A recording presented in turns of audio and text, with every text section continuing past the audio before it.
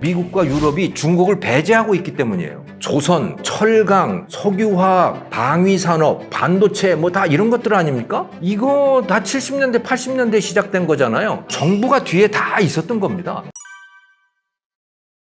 마스카라고 하는 거는 그 트럼프의 상징이죠. 마가라고 하는 거, 메가, 미국 사람들은 메가라고 합니다만은 Make America Great Again. 미국을 다시 위대하게 만들겠다라고 하는 캐치프레이즈였죠. 이게 트럼프의 상징이었는데 그걸 살짝 변형한 거예요. 차용한 거죠. 그래서 Make American Shipbuilding Great Again 이라고 하는 겁니다. 미국의 조선업을 다시 위대하게 만들자라고 하는 프로젝트고 사실상 우리나라가 제안한, 미국에다가 제안한 그런 프로젝트라고 보시면 되는 겁니다. 즉 이제 미국의 조선 산업을 과거처럼, 그러니까 2차 대전 끝날 무렵에는요, 미국의 조선업이 세계 최강이었고 어느 나라도 미국을 따라올 수 없었어요. 그러니까 1년에 미국이 배를 연간 1,000척을 건조할 정도로 그렇게 어마어마한 조선업을 갖고 있었는데 2차 대전이 끝나고 나서 전쟁을 안 하게 되니까 그게 급속도로 미국의 조선업이 이제 위축이 됐거든요. 그래서 지금은 사실상 미국에서 뭐 1년에 배 10척도 못 만드는, 그러니까 조선소가 유명무실해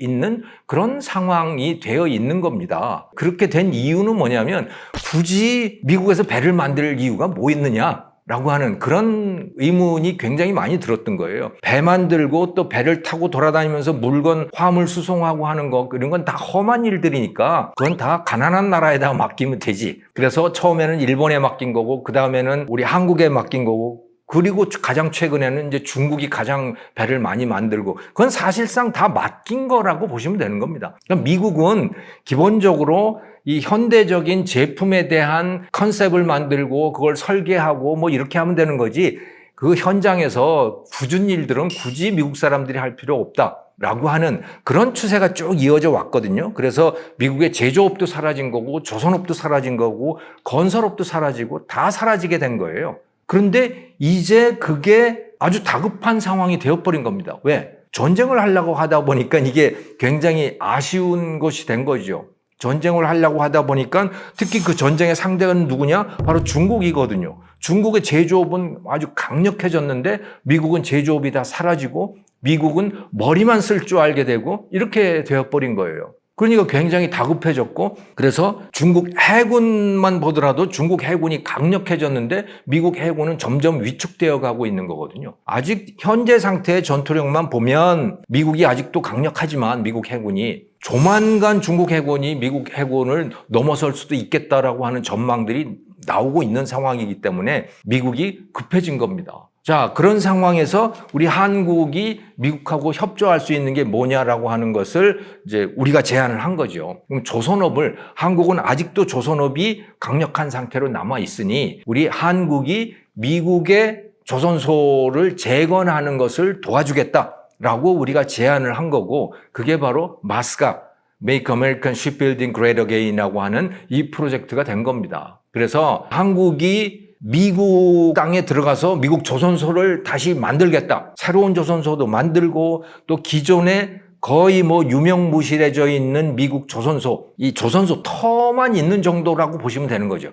그거를 한국이 인수를 해서 거기다가 다시 미국 조선소를 부활을 시키겠다라고 하는 프로젝트이고, 그리고 그 조선 인력들도 엔지니어라든가 또 숙련 노동자라든가 이런 사람들도 우리가 길러주겠다라고 하는 프로젝트, 거기에 우리가 1,500억 달러를 투자하겠다. 뭐 그러면 한 200조 원 되는 거죠. 네, 이렇게 해주겠다 라고 하는 그런 프로젝트, 그게 마스카라고 보시면 되겠습니다. 그러니까 미국으로서는 굉장히 고마운 제안이라고 보시면 되는 거죠.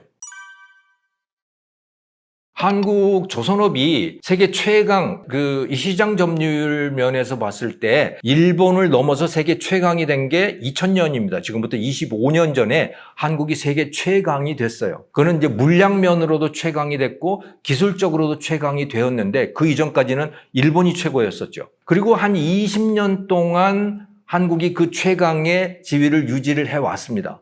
그런데 최근에 들어서 지난 5년 전부터 본격적으로, 그러니까 물량면에서는 2010년부터지만 중국이 한국을 추월하기 시작한 거고요. 그래서 이 세계 시장 점유율을 보면 2023년에 중국이 50%, 한국이 25%, 일본이 15% 이렇게 하니까 한국이 중국한테 완전히 밀리기 시작했어요. 2024년을 보면 더욱더 심각해져서 중국이 70%, 한국이 한 20% 그 미만, 일본은 한 5% 이렇게 뭐 완전히 판도가 바뀌어졌거든요. 최근에는. 하지만 이거는 이제 물량면에서 그런 거고요. 기술적으로 보면 아직도 한국이 세계 최강입니다. 그러니까 중국이 시장을 많이 점유하고 있는 게 컨테이너선 같은 것들이에요. 아주 기술적으로는 뭐 초보적인 단계의 그런 선박들을 중국이 다 싹쓸이를 하고 있는데 LNG 선 같은 거 아주 첨단 기술이 필요로 하는 이 선진국들이 요구하고 있는 선박들, 첨단 기술, 친환경 선박들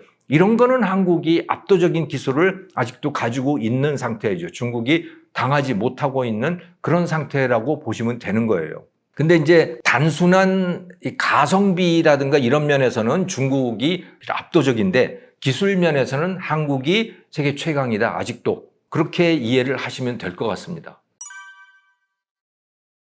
미국이 줄어든 이유는 이미 말씀을 드렸지만 굳이 그렇게 어려운 일을 할 필요가 뭐 있어라고 하는 그런 그 원리인 겁니다. 그러니까 배를 만든다라고 하는 일이 굉장히 거칠고 힘들잖아요. 그러니까 뭐 철판 잘라서 그거를 용접해서 붙여가지고 뭐 그거를 또 커다란 기중기 크레인 같은 거로 들어서 옮기고 뭐 하면 위험하기도 하고 뭐 24시간 노동하고 밤샘 작업을 해야 되고 하는 그런 일들도 비일비재한 거거든요. 그러니까 이제 미국의 입장에서는 그런 거 뭐 굳이 왜 해야 돼? 저 일본 노동자들한테 맡기면 되잖아. 그러면 그 사람들이 훨씬 더 부지런하고 임금도 더 싸고 그러니까 훨씬 더 싼 값에 만들어낼 수 있고 미국은 그거 갖다가 사다가 쓰면 되는 거지. 이런 거예요. 또 그 해운 산업도 마찬가지입니다. 해운이라고 하는 게 커다란 이 컨테이너선 또는 유조선 같은 거를 가지고 기름을 날른다든가 컨테이너를 날른다든가 이런 일 아닙니까? 그런데 그걸 하려면 그 배에서 몇 달씩 몇 년씩 먹고 자고 해야 되잖아요. 그런 거라면 훨씬 싼 값에 가난한 나라 사람들이 훨씬 잘할 수 있는 거예요. 그래서 처음에는 그걸 일본한테 다 줬던 거고 그다음에 한국한테 준 거고 중국한테 준 거고 또 이 해운 같으면 그리스 사람들이 그걸 제일 많이 하고 그러는 거죠. 그래서 미국은 그걸 점점 안 하게 됐던 거고요. 안 하다가 보니까 못 하게 된 겁니다. 안 하다 보니까 못 하는 거예요. 왜? 그 우리나라도 보면 조선공학과 이런 데 학생들이 많이 갔잖아요. 그것도 공부를 해야 할 수 있는 거죠. 그런데 미국의 입장에서는 미국 사람들은 그걸 만들 필요가 없어지니까 왜냐하면 후진국들 또 중진국이 훨씬 잘하는 분야이고 그러니까 굳이 조선공학과를 가서 뭐 그걸 전공하고 할 필요도 없는 거고 그러니까 할 수 있는 사람도 다 없어져 버린 거예요. 그래서 못하게 되어버린 겁니다. 그런데 갑자기 하려고 하다 보니까 이제 할 수 없게 된 거죠. 일본도 마찬가지입니다. 일본도 2000년부터 한국이 세계 그 선박시장 점유율에서 일본을 뛰어넘게 됐다고 했잖아요. 그러니까 일본 청년들의 입장에서도 조선공학과 같은 데를 갈 이유가 없어져 버린 거예요. 괜히 그거 갔다가 앞날을 망치게 생겼거든요. 일감도 없어지고. 그러니까 전공하는 청년들도 없어지게 되는 거고 거기다가 숙련 노동자들 이미 숙련된 사람들은 이제 차츰 나이가 들어서 은퇴를 하게 되는 거고 그러면서 사람이 다 없어져 버리는 거죠. 그래서 못 만들게 되는 겁니다. 경쟁력도 없어지는 거고 같은 배를 만든다고 하더라도 훨씬 기간이 오래 걸리게 되는 거고 그러다 보니 점점 이 선박 건조 시장에서 일본도 사라지게 되는 거고 한국이 떠오르게 됐던 거고 그런데 이제 중국이 거기에 치고 올라오게 된 거고 하지만 고급 선박 시장에서는 아직도 한국이 남아 있게 된 거고 이런 과정을 거치게 됐다고 보시면 돼요. 그런데 여기서 이제 중국이라고 하는 하나의 요인을 따로 분리해서 생각을 해보자면 중국은 단순히 노동자들의 숙련도 이것뿐만이 아니고 정부의 국가의 강력한 지원이 있었던 겁니다. 그건 사실은 한국도 마찬가지였는데요. 왜냐하면 이거를 군수산업하고 같은 차원에서 바라보는 거예요. 군민융합이라고 하는 노선을 걷고 있거든요. 중국은. 군과 민이 합쳐져 있는 겁니다. 그러니까 중국 공산당이 중국 조선소들을 강력하게 지원을 하고 있는데 국영은행을 통해서 이제 자금 지원도 하고 이렇게 하고 있는데 그렇게 하는 이유는 단순히 너희들 이 돈 갖다가 외국에서의 선박 수주를 해가지고 이걸로 돈을 벌어라라고 하는 차원을 넘어서는 겁니다. 그게 뭐냐? 중국 해군 선박을 잘 만들어내라는 요구이기도 한 거예요. 그러니까 해군력을 강화하겠다라고 하는 그런 취지도 거기 굉장히 깊이 개입이 돼 있는 거거든요. 그래서 중국은 이 조선업이라고 하는 거를 강력하게 지원을 하고 있는 겁니다. 그러니까 국방이라고 하는 차원, 또 세계 패권 도전이라고 하는 차원에서 이 문제에 접근을 하고 있는 거죠. 근데 사실은 그거는 우리나라도 그랬어요. 우리나라가 1971년에 조선업을 시작을 하잖아요. 본격적으로. 그래서 박정희 대통령이 정주영 회장을 불러다가 바로 앞에 자리에 앉혀놓고 당신 유조선 만드세요 라고 직접 요구를 하거든요. 근데 정주영 회장은 도저히 못해요. 그걸 어떻게 합니까? 나는 배 만드는 걸 본 적도 없어요. 근데 그 사람을 앉혀놓고 하겠습니다 할 때까지 요구를 하는 거예요. 예, 국가가 완전히 이제 하는 거죠. 그리고 사실 정주영 회장 같은 경우는 어거지로 그걸 떠맡게 된 겁니다. 근데 아무것도 없는 상황이었던 거죠. 그런데 그 무렵에 국제정세가 어떻게 됐었냐면 미국이 닉슨 행정부 시절이었거든요. 미국이 중국하고 손을 잡기 시작한 시절이었습니다. 그래서 미국은 중국으로 하여금 소련을 견제하게 만드는 그런 역할을 맡겼던 그런 시절이었던 거예요. 그런데 중국이 미국에 대해서 요구하는 게 뭐였냐면 주한미군 철수였어요. 중국의 입장에서는 주한미군이 굉장히 불편한 존재일 거 아닙니까? 그래서 주한미군 철수를 요구를 했던 거고, 그래서 실제로 미국이 주한미군 2만 5천 명을 철수를 실제로 해요. 한국의 입장에서는 정말 일촉즉발의 그야말로 나라의 운명이 걸려있는 그런 상황이었고, 그런 상황에서 김일성은 남한에다가 청와대 뒤편에다가 특수부대를 내려보내지 않습니까? 소위 121 사태라고 하는 것도 그렇고 울진 삼척지구에다가도 또 대규모 무장 게릴라들을 내려보내서 그 나라가 엉망진창이 되어 있는 상황이었어요. 정말 나라가 망할 수도 있는 상황이었죠. 그런데 우리나라는 소총 한 자루 제대로 만들 수 없는 그런 실력의 상태였던 겁니다. 그러니까 이 문제를 어떻게 해결할 거냐. 그래서 갑자기 대통령이 나서서 야, 무기 만들어 이제부터. 그래서 군수산업이 시작이 된 거예요. 한국의 방위산업이 그때 시작이 된 겁니다. 그 방위산업과 중화학 투자라고 하는 게 같이 갔던 거예요. 그래서 무기를 만들기 위해서는 철강 산업이 필요했던 거고 또 조선업이 필요했던 거고 석유화학도 필요했던 거고 그래서 이 모든 것들이 갑자기 1970년대 초에 시작이 됐던 거죠. 그리고 거기에는 국가의 강력한 지원이라고 하는 게 있었던 겁니다. 그러니까 우리나라의 철강, 조선업, 석유화학, 기계산업 뭐 이런 것들은 다 군수산업과 같이 간 거라고 보시면 되는 거예요. 그런 게 있어야 탱크도 만들 수 있고 군함도 만들 수 있고 비행기도 만들 수 있고 다 그렇게 되는 거 아니겠어요? 그래서 이게 다 같이 갔던 거고 그래서 이제 국가와 민간이 다 합쳐져 있던 그래서 지금 중국이 군민융합 노선을 걷고 있는데 사실은 그거는 한국에서 시작됐다고 보시면 되는 거예요. 그게 완전히 100% 결합이 돼 있었고 그러니까 정부가 그 당시에 우리나라 그 은행들은 다 국영은행이었거든요. 박정희 대통령이 은행을 다 국영화를 시켜버렸어요. 근데 중국도 지금 국영은행이잖아요. 똑같았어요. 그걸 똑같이 중국이 따라하는 거라고 보시면 되는 거예요. 우리가 그렇게 했던 거죠. 정말 성공 사례죠. 그리고 지금 우리나라 주력 산업을 한번 놓고 보세요. 우리나라 주력 산업이 뭔가? 조선, 철강, 석유화학, 기계산업, 반도체 다 이런 것들 아닙니까? 이거 다 70년대, 80년대 시작된 거잖아요. 다 정부가 뒤에 다 있었던 겁니다. 그게 지금 한국의 주력 산업이 돼 있는 거거든요. 중국이 지금 그렇게 가고 지금까지 그렇게 해온 거고 그게 중국의 성공 비결이기도 하고 그런 거라고 보시면 되는 거죠. 그런데 중국은 그걸 계속하고 있는 거고 우리나라는 1970년대 그러니까 박정희 대통령 사망 때까지만 그렇게 한 겁니다. 박정희 대통령이 사망을 하고 전두환 정부가 들어오면서 경제정책을 김재익 수석이라고 하는 사람한테 맡기거든요. 전두환은 나는 경제 모르니 김재익 당신이 다 알아서 하세요. 그랬는데 김재익은 어떻게 했느냐? 박정희 대통령이 했던 노선을 상당 부분 다 무효화를 시켜버렸어요. 그리고 시장 자유화를 하게 된 거죠. 그 전까지 우리나라의 산업은 다 거의 국영산업 비슷했었는데 그렇게 시작을 했지만 그 10년 동안 그렇게 하고 그다음부터는 민간에 맡긴 겁니다. 완전히 민간 자율로 가게 된 거예요. 그리고 그게 한국의 주력 산업들로 성장을 하게 된 거죠. 세계에서 뭐 최고의 경쟁력을 가진 그런 기업들, 산업들로 다 탈바꿈을 하게 된 거거든요. 중국은 아직도 정부 지원이 들어가 있는 거고 한국은 완전히 거기서 탈바꿈을 한 거고 그래서 자생력을 가진 산업으로 발전을 해온 거죠. 아무튼 중국이 우리가 70년대에 걸었던 그 노선을 아직도 몇십 년간 계속 걷고 있는 그런 상황이고 사실은 그것 때문에 중국의 군수산업이 굉장히 강력해졌지만 중국의 민간산업은 다 죽어가고 있다라고 보시면 돼요. 우리는 그걸 탈바꿈을 다 했는데 중국은 탈바꿈을 못하고 있는 상황이에요. 그러니까 중국은 한편으로는 산업이 강력해지고 있으면서도 한편으로는 길거리에 노숙자가 넘쳐나는 이유가 군수산업은 강력해지는데 민간산업은 죽어가고 있기 때문에 그런 거죠. 우리는 그걸 탈바꿈을 했는데 구조적으로는 우리는 완전히 탈바꿈을 했는데 중국은 탈바꿈을 못한 거예요. 그런데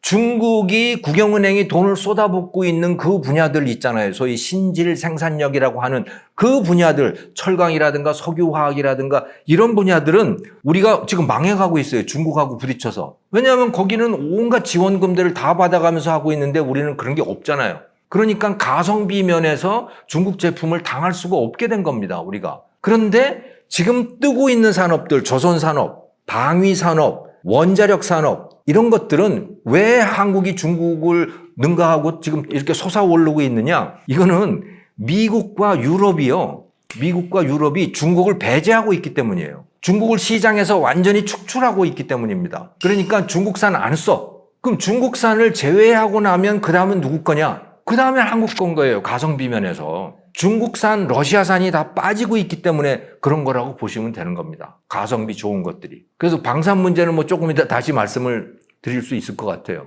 한국이 특히 이제 삼성전자가 반도체에 본격적으로 뛰어든 게 1983년입니다. 70년대에도 뭐 어느 정도 하기는 했었지만 유명무실했던 거고 83년에 이병철 회장이 본격적으로 이제 반도체 투자를 시작을 했죠. 그 당시에 이거는 너무나 터무니없는 시도였습니다. 왜?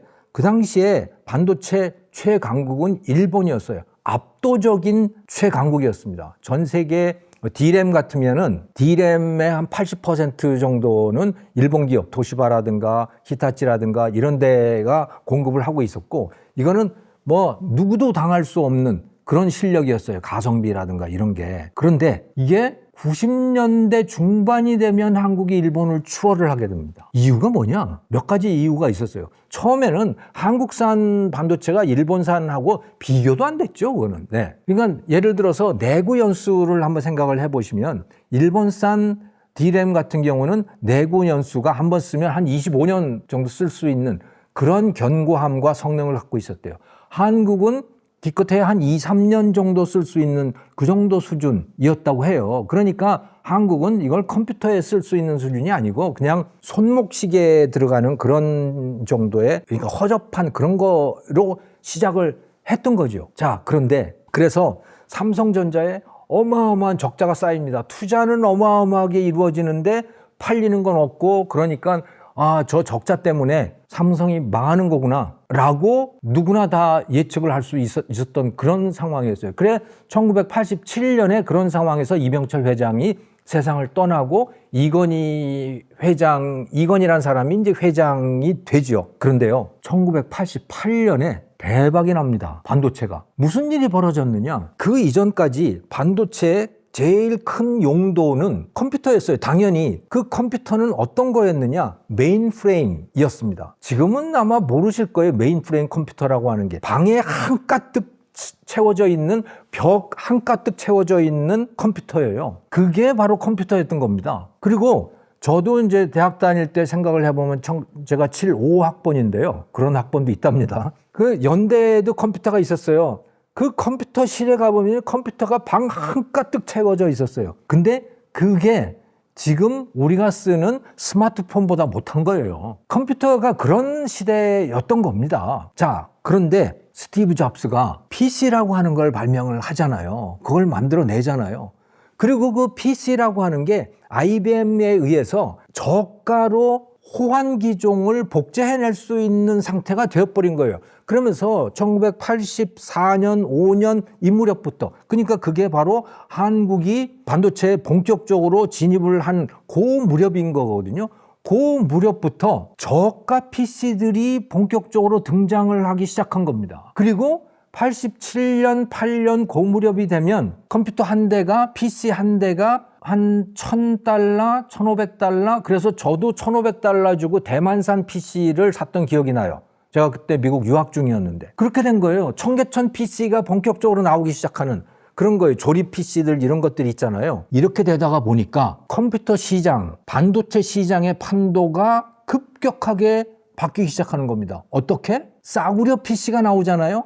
그러면서 비싼 컴퓨터들이 이제 점점 인기가 떨어지겠죠? 그럼 반도체는 어떻게 되겠습니까? 반도체, 그것도 싸구려 반도체에 대한 수요가 늘 수밖에 없는 거예요. 왜? 아니, 수명 25년짜리 반도체를 수명 2, 3년짜리 PC에다가 집어넣는다? 이거는 계산이 도저히 안 맞잖아요. 수명 짧은 거를 넣어야 이게 당연한 거예요. 한국산 반도체에 대한 수요가 폭발적으로 늘어나게 되는 겁니다. 그리고 일본은 그럼 어떻게 했느냐? 그러면 일본은 수명 짧은 거를 만들어내야 될 거 아닙니까? 그게 장사가 맞잖아요. 그런데 일본 사람들이 어떻게 했는지 아세요? 더욱더 정교한 반도체, 더욱더 고가의 정교하고 고급스러운 반도체를 계속 만들어낸 거예요. 더욱더 고급으로. 그게 바로 일본의 장인 정신이죠. 근데 팔리겠습니까? 안 팔리죠. 그럼 값이라도 떨어뜨려야 되잖아요. 그런데 미국이 일본한테 압력을 가해서 그때 이제 미국이 일본한테 본격적으로 압력을 가하기 시작한 거예요. 왜? 일본의 산업이 미국을 다 뛰어넘었거든요. 그러니까 미국의 입장에서는 지금 중국을 때리듯이 그때는 일본을 때리기 시작한 겁니다. 1985년부터. 그래서 플라자 협정이라고 하는 걸 가지고 일본 그 엔화 가치 쫙 높이게 했어요. 그래서 일본 수출 상품 값을 쭉 올린 겁니다. 반도체에 대해서는 또 협정을 통해서 어떻게 했냐면 일본 반도체 값을 어느 정도 이하로 못 내리게 막아버렸어요. 그러니까 일본은 제품을 팔 수가 없어요. 워낙 고가인데다가 값도 못 낮추게 됐고 고급이고, 그걸 굳이 다른 나라 이 PC 업체들, 전자제품 업체들이 일본산을 살 이유가 없어진 거죠. 그러면서 한국 반도체 시장 점유율이 쫙 올라가게 되는 겁니다. 이렇게 해서 이제 한국 반도체가 성공을 거둔 거예요. 생산이 늘어나다가 보니까 실력도 늘게 되는 거죠. 그런 과정을 쭉 거쳐왔거든요. 그러다가 98년에 글로벌 금융위기가 있어요. 아시아발 금융위기가 있잖아요. 우리나라는 외환위기를 맞았고 또 수많은 나라들이 그런 위기 속으로 빠져 들어갔어요. 전 세계적으로 수요가 줄어들죠. 자, 그런데 그럼 반도체 수요도 줄어들 거 아닙니까? 근데 삼성전자가 어떻게 했는지 아세요? 치킨 게임을 본격적으로 시작을 한 겁니다. 치킨 게임이 뭡니까? 서로 자동차가 두 대가 서로 충돌하는 방향으로 서로 닥쳐오는 거잖아요. 누가 피할 거냐는 거예요. 안 피하면 둘 다 죽어요. 누군가는 피해야 돼. 근데 안 피하고 끝까지 가는 자는 살아남는 거예요. 혼자. 그게 치킨 게임이거든요. 삼성전자가 그걸 시작한 거예요. 다른 나라들 다 피했어요. 다 피해 나간 거예요. 그래서 다 삼성전자는 계속해서 첨단으로 계속 투자를 늘려가는데 다른 나라 어떻게 했느냐? 대만 반도체 기업들 다 피했어. 더 이상 첨단으로 투자 안 해. 미국도 다 피해. 일본도 다 피해. 그래서 삼성전자만 남게 된 거예요. D램에. 그래서 미국에 마이크론이 남았고 한국에 삼성전자가 남았고 나머지들은 다 피해갔고 이렇게 된 거죠. 그래서 그 하이닉스, 현대전자라고 하는 게 하이닉스가 됐잖아요. 하이닉스도 그래서 망했어요. 그런데 하이닉스는 법정관리 업체가 된 거죠. 네, 망해서 법정관리 업체가 됐는데 나중에 SK가 인수해서 그게 SK 하이닉스가 된 거고요. 나중에 이제 시장이 좋아졌을 때. 그러니까 실질적으로 D램에서는 삼성전자만 남은 거고, 예. 그게 치킨 게임의 결과였다고 보시면 되는 겁니다. 정말 했던 거죠. 이런 상황에서 AI 붐이 불기 시작한 겁니다. 그 이전에 이제 코로나라고 하는 게 있었고, 코로나 때 스마트폰 수요가 굉장히 늘었잖아요. 왜? 자택 근무들이 많아졌기 때문에 전 세계적으로. 그 스마트폰 좋은 것들 사고 새 거 사고 그러니까 반도체도 첨단 반도체에 대한 수요가 늘었고, 그때 한번 대박이 났었고요. SK 하이닉스도 삼성전자와 마찬가지로 그때 대박이 있었던 거죠. 그런데 지금은 이제 또다시 2022년 말부터 이제 코로나 특수가 줄어들어 가지고 이제 반도체 이제 끝난 거 아니야? 그러던 차에 오픈 AI가 챗GPT 가지고 대박을 내기 시작한 거 아닙니까? 그러면서 엔비디아의 반도체에 대한 수요가 엄청나게 늘어났잖아요. 데이터 센터들을 전 세계적으로 다 만들어야 되니까. 구글도 그렇고 오픈 AI도 그렇고 아마존도 그렇고 뭐 데이터 센터들을 엄청나게 만들고 거기에 이제 GPU와 결합된 그 가속기라고 하는 거, GPU가 제대로 작동을 하기 위해서 HBM이라고 하는 게 들어가야 되잖아요. 그 HBM 수요가 폭발적으로 늘었거든요.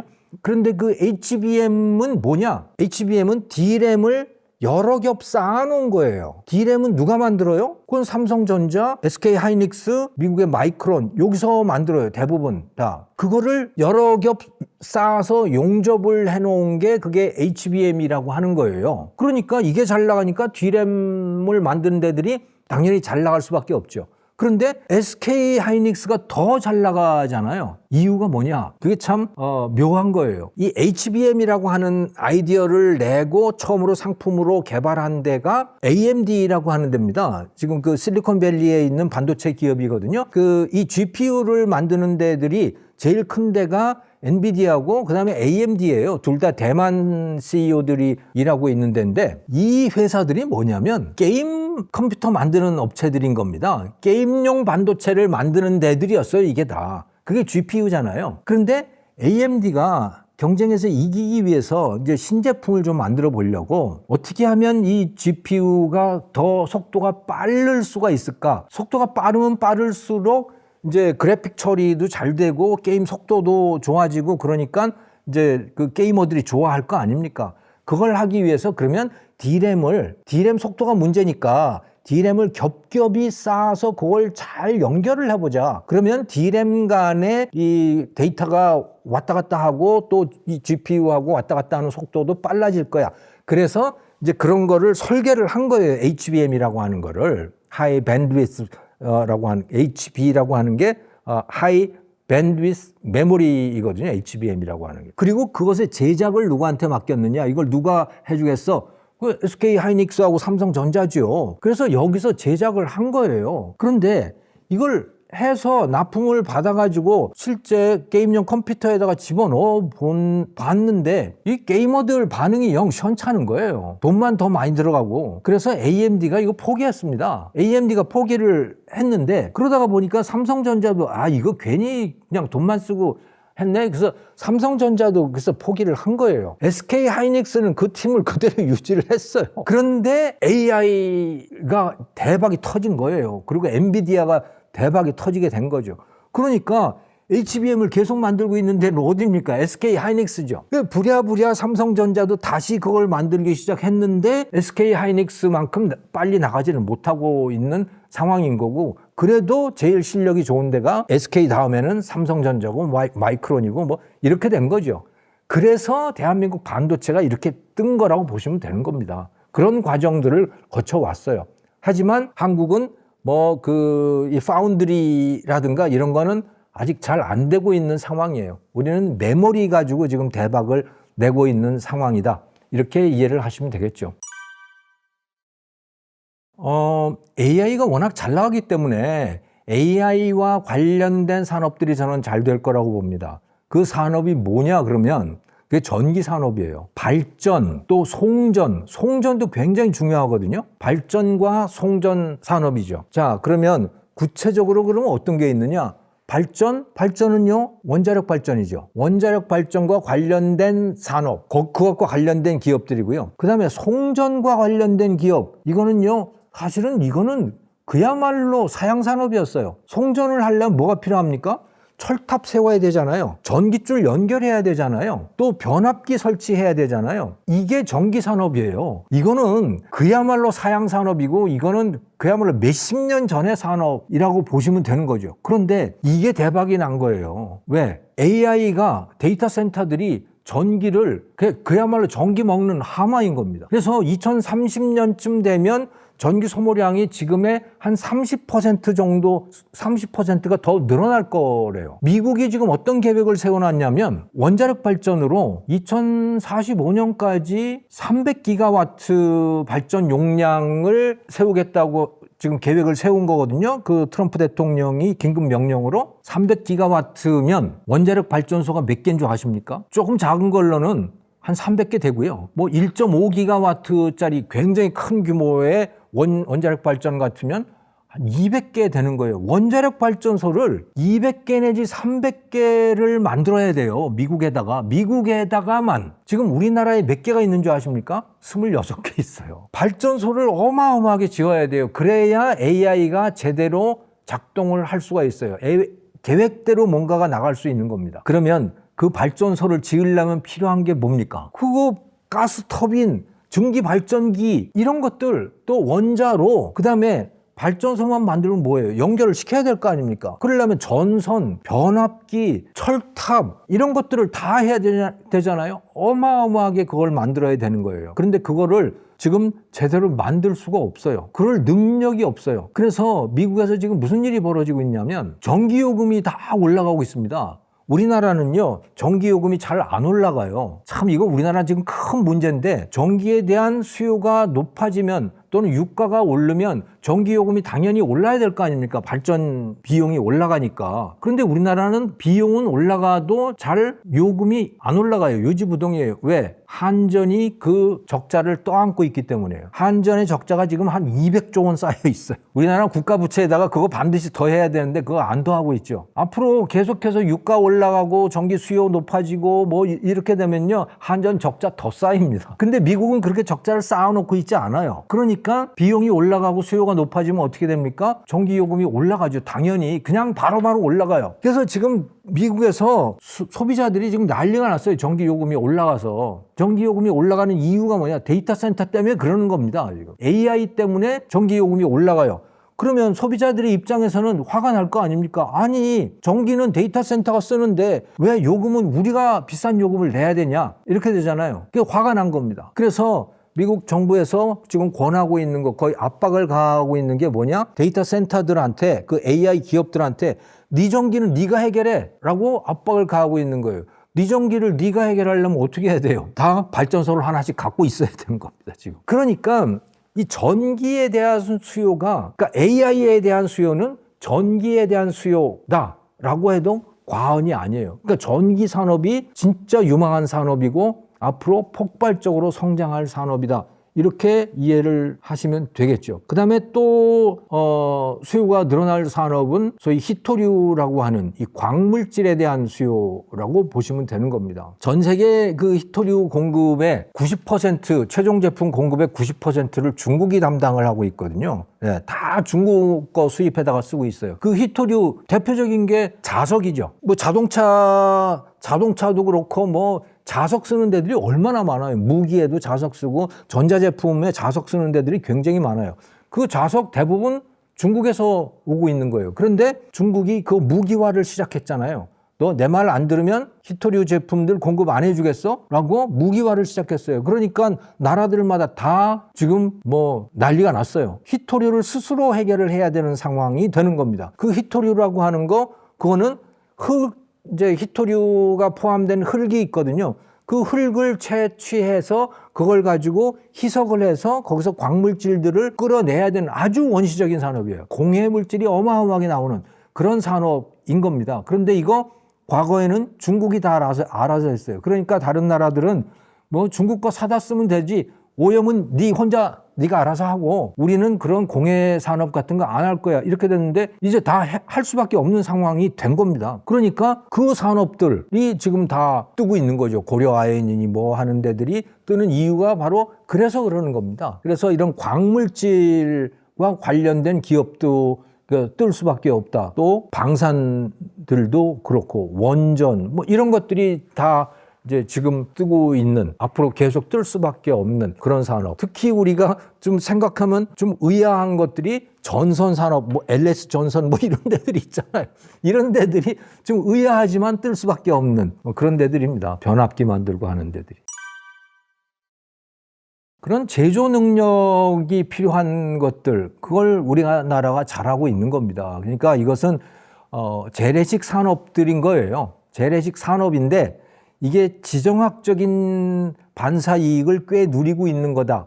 지금 현재 우리가 주력 산업으로 삼고 있는 게 1973년부터 본격 시작한 중화학 산업이라고 하는 것들이잖아요. 이게 조선, 또 원자력, 또 철강, 기계, 석유화학 이런 것들이거든요. 이것을 우리가 1980년대에 일본을 누르고 일본을 뛰어넘어서 세계 최고의 실력을 우리가 갖추게 됐던 거예요. 우리 한국한테 추월을 당해서 일본에 해당 그런 산업들이 대부분 다 유명무실해진 그런 상황이 된 겁니다. 그런데 2000년대 이후에 어떻게 됐느냐? 중국이 급격하게 추격을 해왔어요. 한국이 주력 산업으로 삼고 있는 거를 중국이 다 자기들도 주력 산업으로 한 거예요. 우리가 일본을 그렇게 추격했듯이 중국이 급격하게 추격을 해왔고 2020년대에 들어서게 되면 대부분 분야에서 다 그거를 한국에 근접했거나 뛰어넘었거나 이렇게 됐었어요. 그런데 한국하고 중국이 같이 경쟁을 하면 같은 시장에서 한국이 당할 수가 없는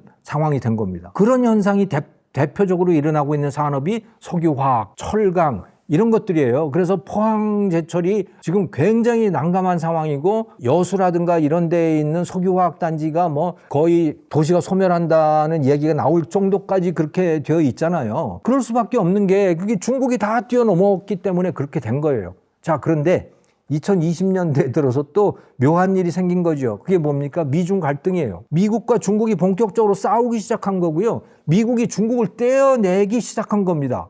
그렇게 한 대표적인 산업이 반도체라고 보시면 되는 거예요. 반도체도요, 2020년 고 무렵에 화웨이가 스마트폰으로 삼성전자 갤럭시를 시장 점유율을 뛰어넘었어요. 급격하게 추격해서 뛰어넘었거든요. 그런데 그 다음에 화웨이가 스마트폰을 거의 포기하다시피 했죠. 왜? 반도체를 구할 수가 없었던 거예요. 그러니까 화웨이는 스마트폰을 어떻게 만들었냐면 나머지 것들은 자기가 다 그 자체 생산을 하지만 반도체는 TSMC, 대만의 TSMC에다가 맡겨서 제작을 했습니다. 반도체 설계는 자기들이 했어요. 중국이 반도체 설계는 잘합니다. 첨단 반도체 설계를 잘해요. 그런 엔지니어들이 많이 있어요. 그런데 현장에서 그걸 제조를 못해요. 그 제조하는 능력은 TSMC를 따라갈 수 있는 데가 없습니다. 그러니까 뭐 2나노, 3나노짜리 반도체를 중국이 설계를 한다. 그거를 스스로 못 만들어요. 그걸 TSMC에다가 맡겨서 만들어야 돼요. 그런데 트럼프가 TSMC에다가 압박을 가해가지고 중국제 만들어주지 마 이렇게 한 거잖아요. 그러니까 화웨이가 중국 기업들이 첨단 반도체를 조달을 할 수 없게 된 겁니다. 그럼 당연히 스마트폰도 못 만들어요. 이렇게 돼서 거의 퇴출되다시피 했어요. 아마도 그때 그런 조치가 없었으면요, 한국 스마트폰 지금 거의 끝났을 것이고 저는 반도체도 끝났을 거라고 생각을 합니다. 왜? 설계는 잘한다 그랬잖아요, 중국이. 그거를 TSMC에다 맡겨서 생산한다 이거. 그러면 얼마든지 중국이 최첨단 반도체를 스스로 조달할 수 있는 시스템이 되는 거예요. D램도 말이죠. 메모리 반도체도 지금 삼성전자, SK 하이닉스가 제일 잘 만들잖아요. 이거 만약에 미국이 중국 제재하지 않았으면요, 어림도 없는 일입니다. 왜? 중국이 뭘 했을까요? 사람 다 빼갑니다. 지금도 중국에서 아름아름 몰래 일하는 한국 엔지니어들이 얼마나 많은 줄 아세요? SK 하이닉스 출신, 삼성전자 출신. 그거 하다가 걸려가지고 재판받고 그런 사람이 얼마나 많습니까? 지금 미국이 제재하고 있는 상황에서도 이런데 만약에 제재하지 않았다면 어떻겠어요? 중국이요, 엄청난 돈 주어서 다 데려갔을 거예요. 지금 다 뛰어넘었을 거라고 저는 봅니다. 미중 갈등 때문에 그나마 요걸 유지하고 있다 이렇게 보시면 되는 거죠. 그러니까 한국의 이 제조업에서의 우위라고 하는 거, 그것의 상당 부분은 중국과 러시아가 배제된 시장이 만들어졌기 때문에 최근에 들어서 반도체가 그렇고 그다음에 방산도 그렇고 원자력 발전도 그렇고 지금 다 그런 겁니다. 우리가 지금 뜬다는 조방원 산업이라고 하는 게 다 그래서 뜨는 거고요. 그러니까 이게 지정학적인 갈등의 반사 이익을 우리가 누리고 있다 이렇게 보시면 되는 거죠. 하지만 첨단 산업들에서는 한국이 그렇게 잘하고 있지 못해요. 그 첨단 산업이 어디입니까? 그게 AI잖아요. 새로 생겨난 산업 AI. 한국 형편없어요. 또 드론 이거 첨단 산업이죠. 형편없어요. 우크라이나나 이런 데하고 비교해서 이란하고 비교해서도 우리가 안 돼요. 그러니까 우리가 지금 강세를 보이고 있는 산업들은 대부분 1970년대에 시작을 해서 1980년대에 일본을 추격하는 데 성공한 산업들. 그게 지정학적인 반사 이익을 보고 있다. 이렇게 이해를 하시면 되겠죠. SMR이라고 하는 이 용어가 많이 돌아다닙니다. 이거는 우리말로 번역을 하면 소형 Small Modular Reactor라고 하는 거예요. 소형 모듈 방식의 원자로입니다. 그게 SMR이거든요. 소형은 알겠죠? 그러니까 보통 대형 원자로들이 우리가 알고 있는 원자력 발전소, 그러니까 왜 큰 전기탑이 서 있고 그런 것들이 있잖아요. 그런 것들은 용량이 얼마나 되냐면 그 원자로 속에 이제 원자 핵 분열이 일어나고 있는 그 원자로의 용량이 발전 용량이 1기가와트에서 한 1.5기가와트 정도가 돼요. 그러면 소형 원전이라고 하는 거는 얼마를 뜻하는 것이냐? 1기가와트가 1000메가와트거든요. 메가와트로 봤을 때 소형은 한 70메가와트에서부터 한 300메가와트까지 그런 발전 용량이에요. 그러니까 작은 원자로를 이야기를 하고 있는 겁니다. 그 다음에 모듈형이라고 하는 건 뭐냐? 모듈러라고 하는 건 뭐냐? 쉽게 생각하시면 레고 블록 같은 거를 생각을 하시면 되는 겁니다. 레고 블록이 뭐예요? 그게 규격화되어 있는 조그만 블록 같은 거, 그거를 이렇게 저렇게 쌓아서 다른 여러 가지 모형을 만들잖아요. 원자로도 그렇게 하겠다는 겁니다. 소형 원자로들을 여러 개 만들어서 대량 생산을 해서 그걸 가지고 예를 들어 어떤 도시에 예를 들어 2기가와트 용량의 발전이 필요하다. 그러면 한 2000메가와트가 되는 거 아닙니까? 그러면 300메가와트짜리를 몇 개를 만들면 돼요? 7개를 만들면 되잖아요. 그렇게 300메가와트짜리 똑같은 걸 7개를 만들어서 그거를 이제 트럭에다 싣고 가서 현장에 놓고 그걸 조립하겠다라고 하는 그런 아이디어예요. 그게 소형 모듈형 원자로라고 하는 겁니다. 이 SMR을 통해서 기대하는 게 뭐냐면요. 소형으로 모듈형으로 만들게 되면 똑같은 걸 여러 개 만들 수 있잖아요. 공장에서 원자로를 만들겠다는 겁니다. 지금은 그러면 어떻게 만드느냐? 현장에 발전소 부지가 있잖아요. 거기에다가 공사를 하는 거예요. 그럼 공사를 하게 되면 공사하는 기간도 길어지고 거기서 날씨도 바뀌고 수많은 변수들이 있잖아요. 그러면 기간도 오래 걸리고 안전에도 문제가 생길 수 있고 여러 가지 불편한 게 많은 겁니다. 모듈형으로 만들면 어떻게 되느냐? 공장에다가 만들겠다는 거예요. 공장에서 만드는 시설들을 이미 딱 만들어 놓고 거기에서 일종의 조립식으로 만들어 가겠다는 거죠. 부품 같은 것도 딱 규격화 딱 해놓고 이렇게 되면 쉽게 만들 수 있고 빨리 만들 수 있고 안전하게 만들 수 있고 또 여러 개를 만들다 보면 제작 원가도 떨어지게 되고 이럴 수 있잖아요. 그래서 그냥 쉽게 얘기하면 귀뚜라미 보일러에서 보일러 만들듯이 공장에서 그렇게 원자로를 만들어서 값싸게 안전하게 빨리 만들겠다. 이렇게 하면 원자력 발전도 훨씬 저렴해지고 안전해질 수 있다. 이런 거를 기대를 하고 있는 겁니다. 근데 이게 왜 요즘에 각광을 받고 있느냐? 이것은 이미 설명을 드렸듯이 AI 붐이 일어나고 있는 거죠. AI 붐이 일어나고 있는데 그 AI가 그 데이터 센터들이 전기를 엄청나게 잡아먹고 있어요. 근데 그걸 공급할 방법이 없는 거예요. 그걸 공급을 하자니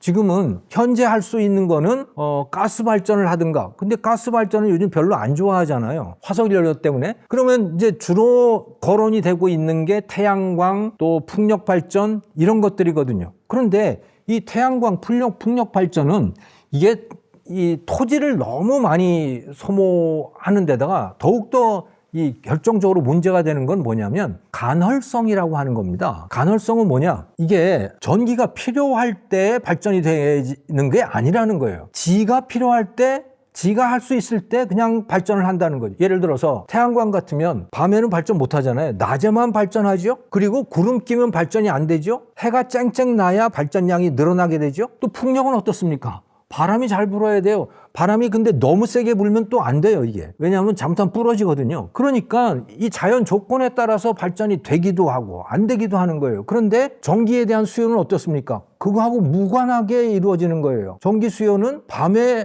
전기를 많이 쓴다. 또 AI 데이터 센터 같으면 이게 언제 전기 소모량이 늘어날지 알 수가 없어요. 사람들이 AI 이제 챗GPT라든가 또는 제미나이라든가 이런 때 여기에 접속 많이 할 때 또 전기 수요가 많을 거 아닙니까? 그게 잘 맞지를 않는 거예요, 이게. 그게 문제가 되는 거죠. 자, 그러니 이것을 어떻게 하느냐? 그러면 아예 데이터 센터 옆에다 갖다 놓자. 이런 아이디어인 겁니다. 데이터 센터 옆에다 갖다 놓으면 그러면 송전 수요도 훨씬 줄잖아요. 지금은 이게 대형 원자로를 세우다가 보니까 여기에서 데이터 센터까지 이 전기줄을 끌고 가는 게 이게 보통 일이 아닌 겁니다. 왜? 주민 반대가 너무너무 심해요. 단순히 물리적인 문제뿐만이 아니고 주민들이 그걸 원치 않는 거예요. 우리나라도 송전탑 갖다가 세우려고 그러면 밀양에서도 막 반대하고 스님들 나와서 막 반대하고 그러잖아요. 그러니까 이 문제를 어떻게 해결을 하느냐? 그러면 데이터 센터 옆에다 갖다 놓자 이거예요. 그럼 거기다가 어떻게 하냐? 공장에서 만들어서 거기다 갖다가 뭐 조그만 거 300메가와트짜리 갖다 하나 놓지, 이런 아이디어들이라고 보시면 되는 겁니다. 전기가 많이 필요한데 그거는 뭐 원자로 몇 개, 여러 개 갖다 놓자, 이런 거죠. 그런 아이디어로 시작했다고 보시면 되는 겁니다. 근데 이게 사실은 이 그러니까 전기 1메가와트당 가격을 보면 작을수록 비싸져요. 이게 역설적이죠. 작을수록 비싸지는데 어떻게 소형을 만들면서 싸게 하겠다는 것이냐? 작을수록 비싼 거는요, 압축을 하기가 너무너무 힘들기 때문에 그러해요. 예를 들어서 우리가 핵 추진 잠수함을 만들겠다고 지금 미국하고 서로 합의를 봤잖아요. 그게 될지 안 될지 모르겠지만 제일 어려운 거는 뭐냐면 바로 잠수함 속에다가 원자로를 집어넣는 게 제일 어려운 겁니다. 그게 바로 핵 추진 잠수함이거든요. 그러니까 잠수함 안에다가 원자력 발전소를 갖다가 집어넣어 놓은 게 바로 핵 추진 잠수함이에요. 그걸 뭐 70메가,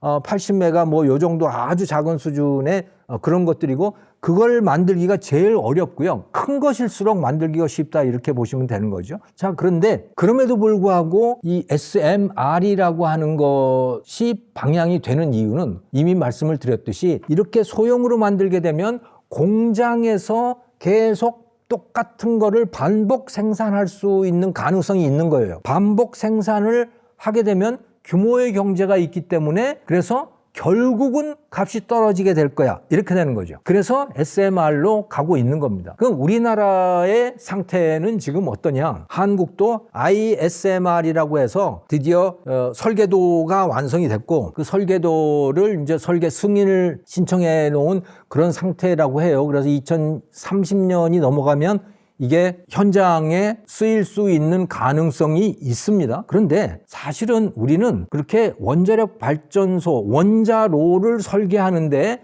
그렇게 강점이 있지를 않아요, 한국은. 왜? 이 원자로를 설계를 하려면요, 엄청나게 많은 실험 데이터들이 필요합니다. 이게 기본적으로 뭡니까? 핵 폭발 과정을 컨트롤해서 전기를 만들어내는 거잖아요. 핵 폭발 과정을 좀 느리게 만들어서 그걸 가지고 거기서 나온 열로 물을 끓이고 그 끓는 물에서 나오는 증기를 가지고 전기 터빈을 돌려서 발전을 하는 거거든요. 그게 원자력 발전이에요. 자, 그런데 여기서 제일 위험한 부분이 뭡니까? 핵 분열을 잘 통제하는 거거든요. 그런데 우리는 그런 데이터가 기본적으로 없어요. 그렇게 우리가 물리학이 발전해 있지가 않다고요. 그 데이터를 많이 갖고 있는 데가 어디냐? 과학자가 많은 데들이고, 그게 미국이고 러시아고 뭐 이런 거죠. 그러니까 그들은 수많은 실험을 통해서 요걸 조건을 요렇게 바꾸면 핵분열 과정이 요렇게 바뀌더라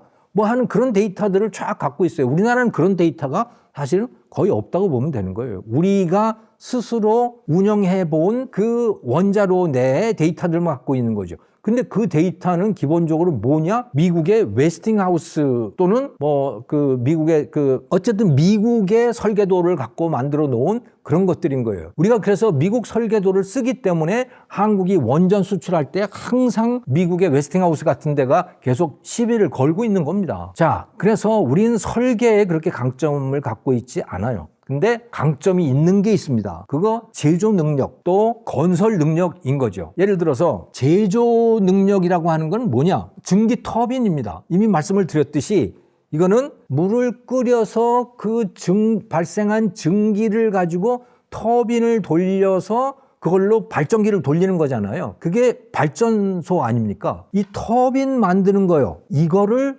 우리가 자체 생산할 수 있게 된 거예요. 두산 에너빌리티 같은 데가. 그리고 원자로도 이제는 만들 수 있는 상황이 된 거예요. 물론 우리가 설계를 한다는 게 아니고 설계도를 가져오면 우리가 제조할 수 있다는 거죠, 그거를. 그 능력을 우리가 갖추게 된 겁니다. 그래서 이미 이 두산 에너빌리티 같은 데는 이미 그 미국의 뉴스케일이라든가 테라파워라든가 엑스에너지라든가 이런 원전 설계하는 기업들 있잖아요. 거기하고 이미 파트너십을 다 맺어놓은 상태입니다. 그러니까 우리는 설계보다도 사실은 이 제조 역량에 있어서 강한 거고, 또 하나 현대건설 같은 데도 여기에 강자인데요. 여기도 마찬가지로 설계가 아니고 설계도를 가지고 오면 그 대형 원자력 발전소들 있잖아요. 그걸 지어야 될 거 아닙니까? 그 짓는 거 보면 다 그 콘크리트잖아요. 그게 매우 견고하고 오래가는 콘크리트 구조물을 만들어내야 될 거 아닙니까? 그거를 제일 잘하는 데가 어디냐? 그게 현대건설인 겁니다. 그래서 현대건설도 이미 미국의 이 원전 업체들하고 이미 파트너십을 맺어놓고 있는 것이고, 원자력 발전이 지금 대세가 되어가고 있는 상황이거든요. 전 세계적으로 보면. 왜? 이미 말씀을 드렸듯이 이 재생에너지만 가지고는 이 전기 수요를 감당을 할 수가 없기 때문에, 그리고 지금 석유가 또 이렇게 문제를 계속 속을 새기고 있는 거 아닙니까? 석유, 가스 이런 것들이. 그러니까 이제 스스로 발전을 할 수 있는 원전 쪽으로 갈 수밖에 없는 거고, 그렇게 하려면 터빈 또 원자로 또 이걸 콘크리트 구조물을 만들어낼 수 있는 실력, 그게 이제 한국 기업들이라고 보시면 되는 거죠. 그래서 한국이 원전 강국이 되어 있는 겁니다. 물론 여기에는 역시 마찬가지로 지정학적인 반사이익이라고 하는 게 있어요. 이 원전을 제일 잘 만드는 나라가 어디냐? 제일 잘 만들고 제일 많이 만드는 나라가 러시아고 중국입니다. 그런데 서방의 많은 나라들은 이 중국과 러시아에다가 이렇게 국가의 운명이 달린 프로젝트를 맡길 수가 없는 상황이 된 거고, 그래서 한국이 반사이익을 누릴 수 있게 된 거죠. 또 이렇게 이해하시면 될 것 같습니다. 천궁2라고 하는 이제 한국산 요격 미사일이에요. 이게 요격 성공률이 96%라고 해요. 근데 UAE가 이란으로부터 거의 한 2,000기에 가까운 미사일과 드론 공격을 받았거든요. 근데 전체 평균적으로 보면 92% 요격 성공을 했대요.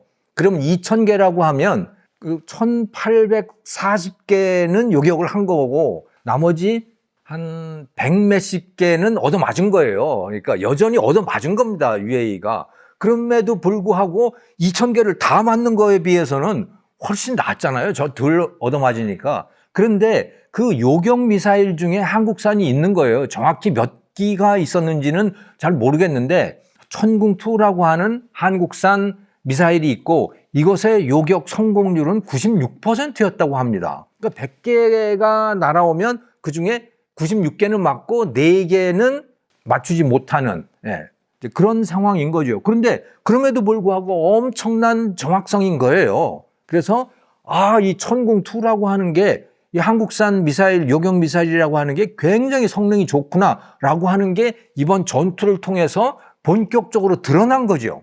실전에서 이게 드러난 겁니다. 그러니까 빨리 이것을 갖춰야겠다라고 누구나 다 생각을 할 거 아닙니까? 근데 이번을 생각을 해보면요, 이란이 쏜 게 한 2,000기가 되잖아요. 그걸 막기 위해서 몇 개를 쐈겠어요, 요격 미사일을. 2배는 최소한 더 쐈다고 생각하시면 됩니다. 자, 그러면 당연히 UAE의 무기 창고는 비어 있겠죠. 빨리 이걸 채워야 됩니다. 빨리 채워야 되는데 여기에 뭘 가지고 채울 거냐? 그들이 가장 원하는 건 아마도 미국산일 거예요. 패트리엇 미사일이라고 하는 것일 거예요. 패트리엇 미사일은 그런데 미국이 공급해 줄 수가 없어요.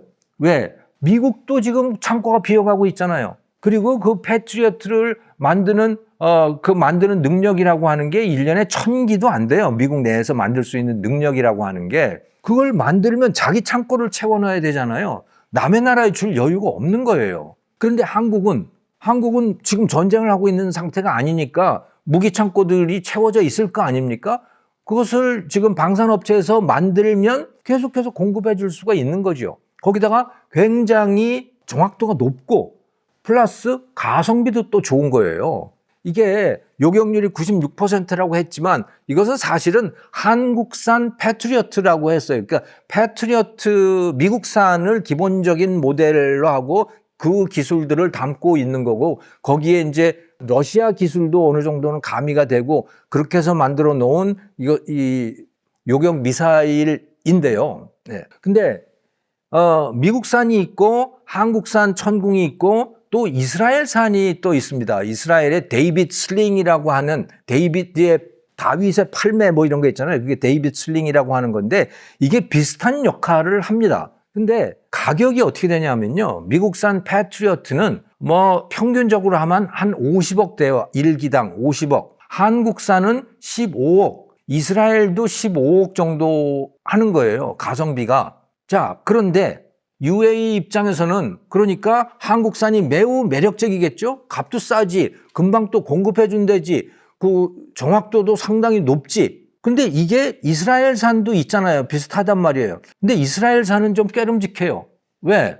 아니, 이스라엘은 유대교고 자기들은 이슬람교잖아요. 그러니까 이스라엘하고 너무 친하는 것은 자기들로서는 원치 않아요. 그런데 한국이라는 나라는 뭐 그거하고 아무 관계가 없잖아요. 그러니까 한국산을 선호할 수밖에 없는 거죠. 그래서 지금 이와 같은 무기 시장이 형성되고 있는 거고 이거는 UAE뿐만이 아니고 사우디, 카타르 주변 국가들 다 마찬가지고요. 또 저기 동유럽에 러시아하고 전쟁을 해야 되는 전쟁 가능성이 높아지고 있는 그 나라들 폴란드라든가 에스토니아, 루마니아, 핀란드, 스웨덴 이쪽 나라들도 다 지금 비슷한 입장일 거예요. 미국산을 들여오자니 미국이 공급을 못 해줘. 이스라엘산, 그쪽은 이제 이스라엘산을 쓸 수도 있겠죠. 하지만 그건 못지않게 정확도가 높은 한국산에 대한 수요가 굉장히 높아져 있는 상황이다. 이렇게 이해를 하시면 될 것 같아요. 그 연구소들이 추산을 해놓은 숫자에 따르면 기름값이 오르면 그러니까 배럴당 $100 정도가 유지가 될 경우에 한국 경제가 부담해야 되는 추가 손실, 추가 유가 구입 대금 그게 한 1년에 25조 원 정도가 된대요. 그런데 한편으로 방산 수출이 늘어나서 얻을 수 있는 추가 수입이 한 26조 원 정도로 추산을 하더라고요. 그러니까 두 개가 비슷비슷해요. 그러니까 방산이라고 하는 게 좀 상징적인 의미가 있어서 굉장히 사람들이 열광을 하고 그러는데 사실은 방산이라고 하는 게 그렇게 규모가 크지를 않아요. 우리 반도체를 보면 한 1,500억 달러 되는데 방산은 한 200억 달러 뭐 이 정도예요. 그러니까 이게 50%가 늘어난다고 하더라도 100억 달러 정도 늘어나는 수준. 이 반도체 수출 늘어나는 거하고는 비교가 안 될 정도로 뭐 그 정도 수준이에요. 네. 하지만 여전히 뭐 그것은 꽤 중요한 것이고 그래서 그 단순 숫자 비교만 놓고 본다면 뭐 방산 수출 늘어나서 늘어나는 수입하고 유가 때문에 보는 손실하고 해서 되게 비슷하다라고 이제 이렇게 볼 수가 있는데 하지만 더욱더 큰 거는 한국이 굉장히 중요한 나라가 되어 간다라고 하는 거 이게 굉장히 중요한 사실입니다. 한국 무기를 좀 줘. 이건 무기를 수입해 간다는 거는요, 이건 단순한 무슨 수출 정도의 문제가 아니잖아요. 그 나라에 의존하게 된다는 거거든요. 정치적으로 의존하게 된다. 또 지정학적으로 의존하게 된다는 건데, 한국이 그런 나라가 되어가고 있는 거예요. 중요한 나라가. 예를 들어 UAE라든가 사우디라든가 또는 폴란드라든가 이 나라들이 자기의 운명을 한국에다가 어느 정도 맡기는 그 상대방이 되어가고 있는 거예요. 이게 굉장히 중요한 의미인 거죠. 근데 이것은 좋은 것인가? 뭐 한편으로는 뿌듯하기도 하지만 한편으로는 매우 위험한 일입니다, 이게. 왜?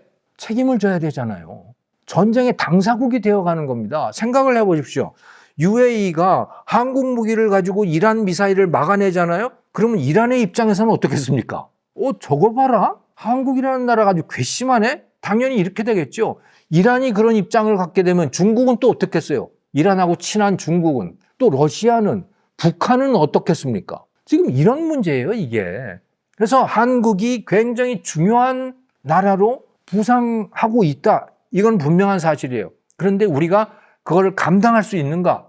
우리는 지금까지 너희 전쟁에 안 끼겠어? 근데 그냥 무기는 팔게 라고 하는 거였어요. 근데 이제 그게 점점 더 어려워집니다. 선진국들을 한번 보시면요. 프랑스도 그렇고, 프랑스가 무기 수출 많이 하는 나라잖아요. 미국 당연하고. 무기 수출을 할 때 어떻게 합니까? 그 나라가 인권 침해국인지 독재국가인지 뭐 이런 거 다 따져서 해요. 무기 수출하기 위한 어떤 통제 시스템이 있는 겁니다. 왜? 그게 세계 정세에 너무너무 중요한 역할을 하기 때문에, 영향을 미치기 때문에 그런 거예요. 그래서 자기 나라의 정치적인 입장에 맞는 나라에게 대해만 무기 수출을 합니다. 우리나라는 지금 그거 하나도 안 했어요. 근데 그런 거 안 하는 나라가 어느 나라입니까? 중국과 러시아예요. 이 나라들은 무기 강국임에도 불구하고 상대방 국가가 독재국가인지 뭐 인권 침해를 하는지 안 하는지 전혀 따지지 않고 그냥 무기를 제공하잖아요. 그러니까 이 나라들은, 중국과 러시아는 독재 또 권위주의 정권의 후견인이 돼 있는 겁니다. 중국, 러시아하고 가까운 나라를 다 한번 보세요. 그게 이란이고 베네수엘라고 뭐 터키고 뭐 다 그러잖아요. 다 독재 국가들이에요. 벨라루스 뭐 이런 나라들. 우리가 잘못하면 그렇게 될 수 있어요. 그러니까 그냥 무기 수출이 늘어난다고 해서 야, 우리나라 중요한 나라야. 으쓱까지는 좋은데 책임도 생겨나는 것이다. 잘못하면 미국이나 프랑스나 이런 서방 선진국들한테 우리 한국이 얻어맞을 수가 있습니다. 너 뭐하냐? 그렇게 중요한 능력, 강력한 힘을 가졌으면 책임의식을 가져야지 그냥 돈만 버냐? 라고 하는 질책을 받을 때가 저는 멀지 않았다고 봅니다. 그래서 이제 지금이라도 늦지 않았으니까 지금부터라도 우리가 무기 수출을 할 때 그 통제 시스템을 우리 스스로 갖춰야 된다. 어떤 나라에는 수출을 하고 어떤 나라에는 수출을 해서는 안 된다라고 하는 거를 우리 스스로 제도를 갖춰야 된다. 지금 우리가 갖고 있는 제도는 뭐냐? 전쟁을 하는 당사국에는 새로 무기를 제공하지 않겠다라고 하는 거거든요. 그런데 그것만 가지고는 안 된다. 이젠 UAE가 전쟁 당사국이 아니지만 하지만 전쟁에 언제든지 끼어들 수 있는 거고, 그러면 우리는 UAE 편을 들어야 하는가라고 하는 판단을 해야 된다는 거예요. 단순히 무기 팔아서 돈 번다? 여기서 그칠 수 없는 그런 지위로 우리나라가 위상이 높아져 가고 있다. 이렇게 생각을 하셔야 될 것 같습니다.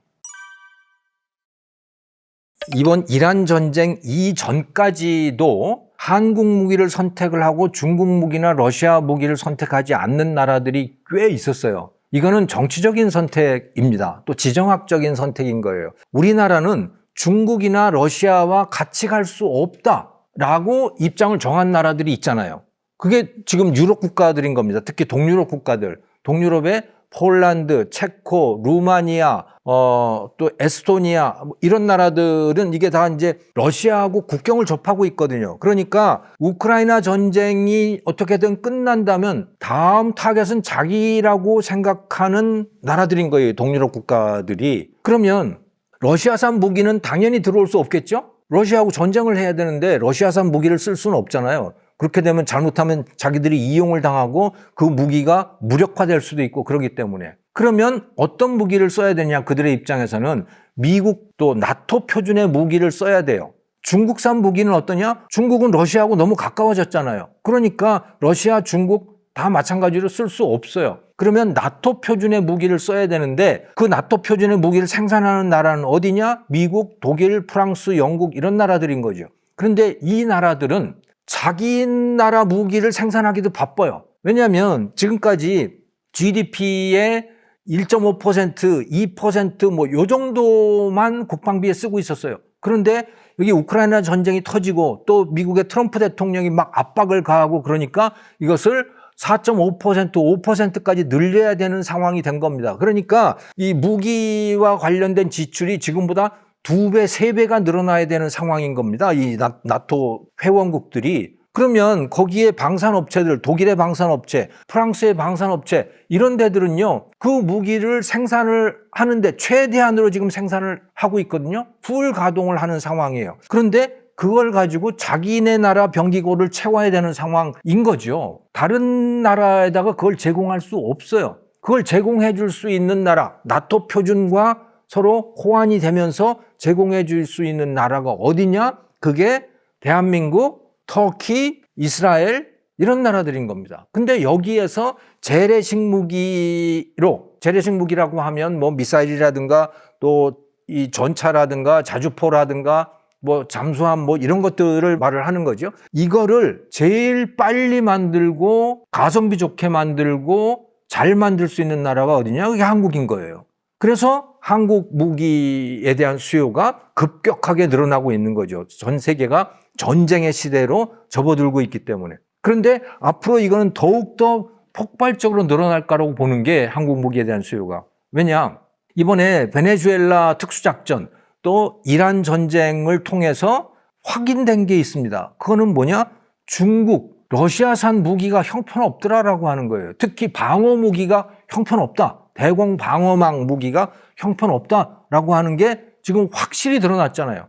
그렇기 때문에 베네수엘라가 속수무책으로 당했던 거고 이란도 이 하늘이 완전히 뚫려버린 거 아닙니까? 네. 그들이 전쟁을 계속하고 있는 거는 공격은 하고 있어요. 하지만 방어는 전혀 못하고 있는 상황이다. 이렇게 보시면 돼요. 자, 그러니까 중국 무기, 러시아 무기를 쓰고 있던 나라들이 많았거든요. 특히 이게 중동 국가들이 중국 무기를 많이 썼고 중동, 동남아시아, 또 아프리카 이 저소득 국가들이 있잖아요. 이런 데들이 중국산 무기, 러시아산 무기를 많이 썼어요. 그런데 이제 그거 쓸 수 있겠어요? 방공망은 와 저거 완전히 그냥 고철 덩어리네? 이게 돼버린 거 아닙니까? 그러니까 아마 그런 나라들도 어떻게든 한국산 무기를 쓰려고 아마도 이제 그 협상을 하러 오고 그럴 가능성이 저는 매우 높다고 봐요. 그렇기 때문에 한국이 이제 매우 조심해야 된다. 한국산 무기가 전 세계로 퍼져나간다고 생각해 보십시오. 이거는 전쟁의 원흉이 되는 겁니다. 잘못하면. 정말 조심해야 돼요. 이제 정치적으로. 네, 그래서 우리가 어떤 입장을 가지고 어떤 노선, 어떤 이념을 가지고 이 무기를 공급을 해야 되는 건지를 우리 스스로 결정을 해야 되는 상황에 왔다. 저는 이렇게 생각합니다. GFP라고 하는 겁니다. 글로벌 파이어파워 인덱스라고 하는 것인데 이거는 이제 핵을 제외한 군사력을 가지고 그러니까 병력 숫자, 국방 예산, 무기 보유 정도 뭐 이런 걸 여러 개를 가지고 가중치를 해서 합산을 해서 점수 매겨서 그걸 가지고 순위를 매긴 거예요. 여기를 보면요. 1위는 당연히 미국, 그 다음에 러시아, 중국, 인도, 그 다음에 한국이에요. 1, 2, 3, 4위를 보시면 이게 다 인구가 최소한 3억은 넘어가는 나라들이지. 미국이 3억 5천, 러시아는 한 1억 5천 되는구나. 중국이 14억, 인도는 15억 이렇게 되는 거예요. 병력 숫자가 어마어마한 나라들이고 국방비 규모도 뭐 엄청난 나라들이에요. 인구가 많기 때문에 기본적으로 그런 거죠. 또 그 러시아라는 나라는 원래 그 소련 때부터 그 엄청난 무기 생산 능력을 갖고 있고 군대를 갖고 있고 그런 나라였던 거죠. 미국하고 전쟁을 그 대결을 계속 했던 나라이기 때문에. 그런데 한국이 그 다음이에요. 한국은 인구가 5천만 밖에 안 돼요. 정말 엄청난 거예요. 그러면 한국 밑에는 누구냐? 프랑스, 영국, 이탈리아 뭐 이런 나라들이 그게 한국 밑에 있어요. 자, 그런데 이것이 얼마나 무의미한 숫자냐 생각을 한번 해보세요. 한국은 핵이 없잖아요. 미국이 핵을 뒷받침해주고 있는 거죠. 네, 어쨌든 한국은 핵이 없습니다. 핵 전쟁을 하면요, 한국 무기 아무 쓸모 없습니다. 서울에 핵무기 하나 떨어진다고 생각을 해보세요. 무슨 전쟁을 합니까? 우리가 또 무슨 보복을 얼마나 하겠어요. 네, 뭐 현무라고 하는 걸 가지고 뭐 북한을 그 보복 공격을 한다고 하는데 글쎄요. 핵무기는 감당할 수 없습니다. 근데 우리는 핵무기가 없잖아요. 북한은 핵무기가 있잖아요. 프랑스, 영국 다 핵을 갖고 있는 나라예요. 그래서 UN 상임이사국입니다. 우리는 핵무기가 없는데 도대체 군사력이 세계 5위라고 하는 게 무슨 큰 의미를 갖고 있겠어요. 거기다가 더욱더 의미가 없는 거는 우리가 전쟁을 할 그 상대방 국가들을 한번 놓고 생각을 해보십시오. 우리가 전쟁을 할 나라가 어디입니까? 북한이죠. 북한, 중국, 러시아예요. 전쟁이 난다면 이 나라들하고 전쟁이 나게 돼 있습니다. 일본하고는 전쟁을 할 이유가 없잖아요. 우리가 일본하고 뭐 때문에 전쟁을 하겠어요? 자, 그런데 중국하고 우리 군사력이 상대가 됩니까? 물론 우리가 고슴도치 전략을 하는 데는 의미가 있어요. 즉 중국이 우리를 침략해 들어온다고 할 때 우리도 너희들 엄청난 피해를 줄 수 있어. 이런 정도의 군사력은 우리가 갖고 있는 거지만, 그러지만 중국하고 무슨 상대를 할 수 있겠어요? 우리가 러시아하고 상대를 할 수 있겠습니까? 예. 우크라이나처럼 상대를 할 수는 있겠죠. 하지만 그 이상의 의미는 없는 거예요. 그러니까 뭐 군사력 5위다라고 하는 게 사실은 아무 의미도 없는 숫자고 괜히 그 숫자 가지고 으쓱하는 거죠. 우리가 이 정도까지 왔어? 하고 으쓱하는 거예요. 으쓱할 수 있는 게 있긴 있어요. 그게 뭐냐? 무기를 생산할 수 있는 능력, 그 무기의 성능, 가성비, 생산 속도 이런 거, 특히 이 재래식 무기에서는 그런 거죠. 그거에서는 뭐 한국이 그야말로 으쓱해도 되는 정도의 위상을 갖게 됐다라고 하는 거예요. 하지만 그것도 최근에 현대전이 벌어지고 있는 상황을 놓고 보면 사실은 그렇지 않다. 한국이 그런 능력을 갖고 있는가? 우리가 전자전 능력을, 미국 같은 능력, 비슷한 능력을 갖고 있는가?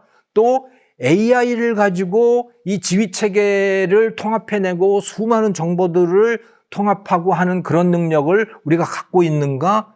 글쎄, 의문입니다. 한국이 드론을 쓸 수 있는 능력, 드론 생산 능력, 드론 운용 능력 이런 거를 우크라이나나 이란처럼 갖고 있는가? 그것도 의문이에요. 우리가 갖고 있는 거는 재래식 무기들입니다. 그래서 재래식 미사일들, 또 전차, 잠수함 이런 것들이죠. 사실은 이건 기본적으로 2차 대전 때 쓰던 무기들이 발전되어 온 거다라고 보시면 돼요. 근데 그게 아니고 새롭게 만들어지는 시스템, 우크라이나 전쟁이라든가 이란 전쟁을 통해서 지금 발전하고 있는 무기 체계 또 전투 체계 이런 것들에 있어서 한국은 사실은 글쎄요. 그렇게 자신할 수 있는 상황은 분명히 아닐 겁니다. 제가 뭐 군인이 아니어서 확실하게 알 수는 없지만 그건 거의 뭐 객관적인 데이터들로 확인되는 사실들인 거죠. 먼저 한국 방산이 어떻게 여기까지 올 수 있었느냐라고 하는 거는 말씀하신 대로요. 우리는 미군이 2차 대전 때 쓰던 무기들 또 월남전에서 쓰던 무기들을 넘겨받았어요. 우리는 스스로 만들 수 없었습니다. 왜? 뭐 기본적으로 산업이 그만큼 발전해 있지 않았었고 그런 중화학공업, 철강, 기계 이런 산업 자체가 존재하지 않았기 때문에 그랬던 거예요. 그런데 언제부터 이게 생겨났느냐? 그건 1971년 그때부터라고 보시면 되는 건데 왜 그때부터 부랴부랴 이게 생겨났느냐? 그거는요, 미군이 떠났기 때문입니다. 미군이 이 땅을 떠나가기 때문에 갑자기 큰일이 나게 됐던 거예요. 그럼 미군은 왜 떠나게 됐던가? 이 땅에서 지켜주겠다고 해놓고 떠나게 된 이유는 월남전 때문에 그렇게 됐던 겁니다. 월남전에서 미군이 1960년대에 완전히 늪에 빠져버렸어요. 뭐 얼마 안 걸리고 끝날 수 있는 전쟁이라고 생각을 하고 월남에 들어가서 그 월남에 이런 그 민주 정권을 세우고 그걸 친미 정권으로 만들고 공산 정권을 붕괴시키고 이렇게 하려고 들어갔어요. 시간이 얼마 안 걸릴 거라고 생각을 했던 겁니다. 그리고 한국군도 거기 파병을 했었잖아요. 그런데 이게 완전히 늪이 되어 버린 겁니다. 도저히 그들의 이 공산 베트남군을 당할 수가 없었고 그래서 수많은 미군 병사들이 죽었고 엄청난 돈이 들어가고 끝날 기미는 전혀 보이지 않고 이렇게 됐던 거죠. 그래서 어떻게든 이걸 빠져나와야겠다. 그런데 빠져나오게 되면 그 소련의 기세등등한 꼴을 어떻게 보는가? 그 뒤에 후원 세력이 바로 소련이었기 때문에 그래서 미국의 그 당시 닉슨 대통령이 취했던 행보가 뭐냐면 중국하고 손을 잡은 거예요. 중국을 찾아가서 키신저 장관이라고 하는 사람이 중국을 찾아가서 주울레 그 주석과 또 모택동, 마오쩌둥을 만나서 우리 잘해봅시다 하고 미국이 먼저 가서 손을 내밀었어요. 어쩌면 치욕적인 일인 거죠. 예. 그런데 그때 마침 중국하고 소련이 서로 사이가 멀어졌어요. 그러니까 미국의 계산은 뭐였냐면 중국을 끌어안아서 반소 노선을 분명히 하자. 그렇게 되면 소련이 격리가 되게 되고 그러면 소련의 힘이 약해질 거야. 그래서 중국을 끌어안은 겁니다. 그 결국은 이제 소련이 나중에 붕괴가 되잖아요. 그건 이 작전이 상당히 성공을 한 겁니다. 그런데 우리는 큰일 난 거예요. 왜? 미국이 중국하고 손을 잡았죠? 중국이 원하는 건 뭡니까? 공산 중국이 원하는 거는 미군을 내 옆에서 좀 너희들 좀 나가 이거였어요. 미군 보고 나가라는 거예요. 그러면 내가 너하고 가깝게 지낼 거야. 나하고 가깝게 지낸다면서 야 군대를 한반도에다 딱 내 옆에다가 딱 주둔시켜 놓는 건 뭐냐? 나가라고 한 거거든요. 그러니까 나갈 수밖에 없었어요. 그래서 다는 못 나가고 절반만 나갈게 해서 주한민군이 1971년 그 무렵에 떠나게 된 겁니다. 대거 떠나게 됐어요. 그러니까 한국의 입장에서는 정말 큰일 난 거죠. 예. 자, 그러니 북한이 가만히 있었겠어요? 아, 그래? 이제 분위기가 우리한테 오는 거네? 그래서 남한에다가 그 특수부대들을 그렇게 내려보냈어요. 그래서 1969년에 그 소위 121 사태라고 하는 게 있었지 않습니까? 그 저와 비슷한 연배이신 시청자들께서는 다 기억하시겠습니다만은 제가 중학교 입학하던 해에 있었던 일이고 제가 바로 그 현장에 청운중학교에 입학을 했었는데 바로 거기였어요. 그게 청와대 뒤편이거든요. 네. 그래서 청운중학교 학생도 죽고 그랬었죠. 그래서. 자, 그런데 왜 그랬느냐? 이제 김일성의 입장에서는요, 떠보는 겁니다. 미국을. 내가 이렇게 가도 우리를 공격 못할 거지, 너. 그걸 떠보는 거예요. 왜? 아, 그러니까, 그, 베트남에서도 자꾸 떠나려고 그러고 그러잖아. 그리고 미국 내에서 반전 분위기가 저렇게 심각한데 어떻게 전쟁을 벌이겠어? 또 다른 전쟁을. 그러니까 내가 한번 해볼게 해서 청와대 뒤편까지 특수부대를 들여보냈던 거고요. 박정희 죽이려고 그랬던 거예요, 그게. 근데 실패했지만, 그리고 또 더욱더 치명적인 건 뭔지 아십니까? 동해상에서 푸에블로호라고 하는 미국 정보 수집함을 그냥 북한이 납포를 해버렸어요. 미국 배를 납포를 한 거예요. 그런데 미국이 보통 예전 같았으면요, 항공모함 보내서 당연히 평양을 공격했을 겁니다. 그런데 꼼짝 못하고 아무것도 못하고 있었어요. 왜? 미국 내 반전 분위기 때문에 전쟁을 벌일 수 없는 상황이 되어버린 겁니다. 그러니 한국의 입장에서는 어떻겠습니까? 야, 정말 큰일 난 거예요. 전 세계적으로 보면 대땅뜨 분위기입니다. 그러니까 화해 분위기인 거예요. 왜? 미국, 중국이 손을 잡았으니까. 그리고 미군이 베트남에서 철수를 하고 있으니까. 이거는 화해 분위기인 거예요. 하지만 한반도는 큰일 난 거예요. 그래서 부랴부랴 이제 자체 무장을 할 수밖에 없잖아요. 예. 그래서 부랴부랴 군수공장을 만들기 시작했는데 잘 안 되는 거예요, 이게. 무기를 갑자기 만든다고 무기가 만들어집니까, 그게? 그래서 할 수 없이 어떻게 하느냐? 소위 중화학 투자라고 하는 걸 그때부터 본격적으로 시작을 합니다. 무기를 만들려고 하니까 미국이 무기 기술을 잘 주지도 않아요. 왜냐하면 잘못하면 여기 전쟁 벌이게 생겼거든. 박정희 대통령이 북한하고 잘못하면 전쟁을 벌일까 봐 그게 두려운 거예요. 좀 조용했으면 좋겠는데. 그래서 박정희 대통령이 했던 게 1973년부터 중화학 투자라고 하는 걸 하기 시작하는 겁니다. 그래서 철강 공장 만들고 조선소 만들고 뭐 기계공업 만들고 창원공업단지라고 하는 거 있잖아요. 지금 창원이라고 하는 데가 그 방위산업체의 본거지 아닙니까? 그 창원 일대에다가 이제 중화학 투자를 하기 시작하는 거예요. 그래서 한편으로는 정부가 돈을 막 쏟아붓는 거죠. 국영은행으로부터 막 그 투자, 그러니까 대출도 해주고 이렇게 하면서 그 대가로 어떻게 하는 거냐. 자, 기계공업이 있잖아요. 그게 이제 그 현대양행 뭐 이런 데 또 조선소 뭐 이런 데들이었습니다만 투자를 해주는 대가로 너희 70%는 민수용품을 만들어서 수출해. 그걸로 돈 벌어. 나머지 30%는 무기 만드는 거야. 그 무기는 국가에서, 군대에서 사줄게. 이런 시스템을 만들게 됩니다. 그게 방위산업체 개념인 거예요. 한편으로는 민수용품을 만들어서 예를 들어 조선소 같으면 이제 선박을 만들어서 수출을 하는 거죠. 근데 30%는 군함 만들고 잠수함 만들고 뭐 이렇게 된 거예요. 그런 시스템이 출범을 하게 됩니다. 이게 나중에 이제 중국이 그런 시스템을 다 가져가서 중국이 사실은 지금 그런 시스템으로 돼 있거든요. 네. 자, 그런데 처음에는 돈 먹는 하마였던 겁니다, 이게.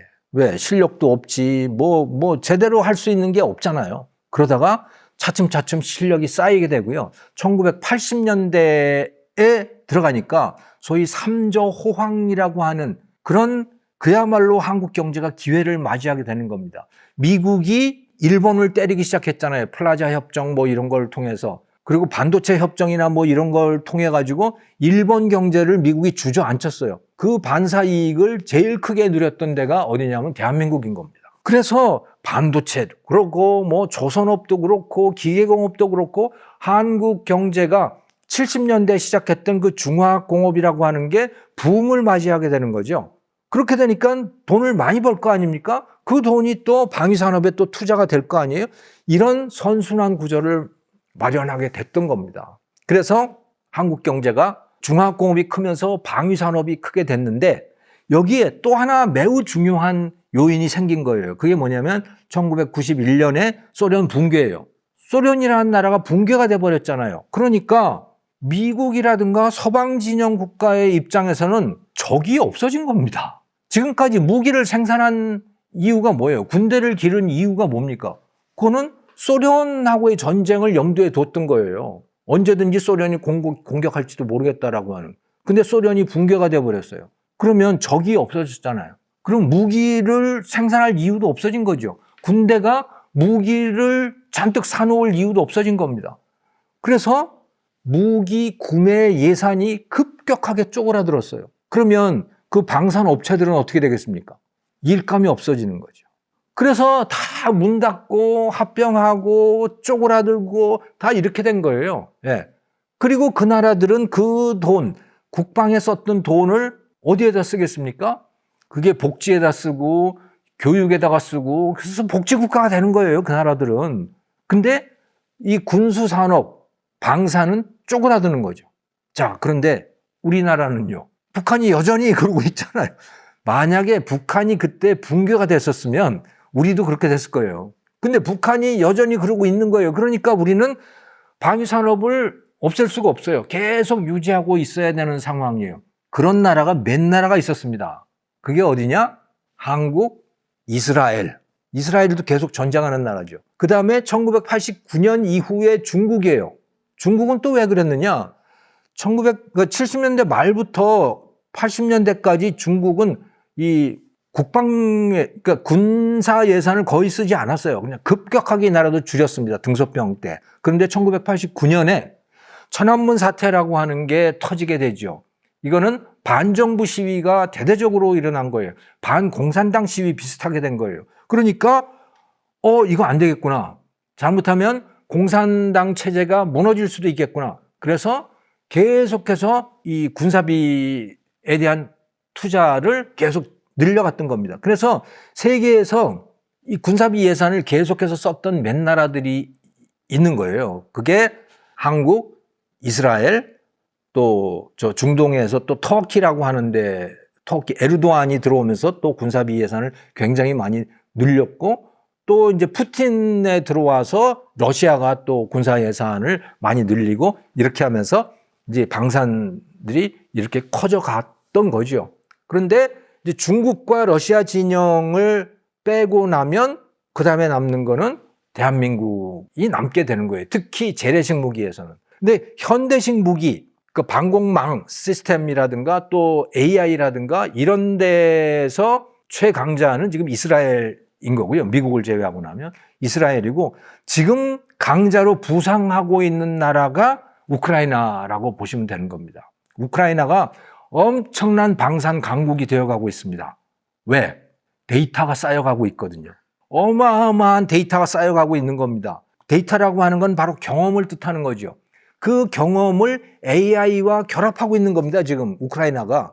왜? 드론이라고 하는 게 기반이 돼 있죠. 그리고 우크라이나는 미국의 팔란티어 같은 그 실리콘밸리의 방산 기업들 있잖아요. 거기하고 지금 협업을 시작을 한 거예요.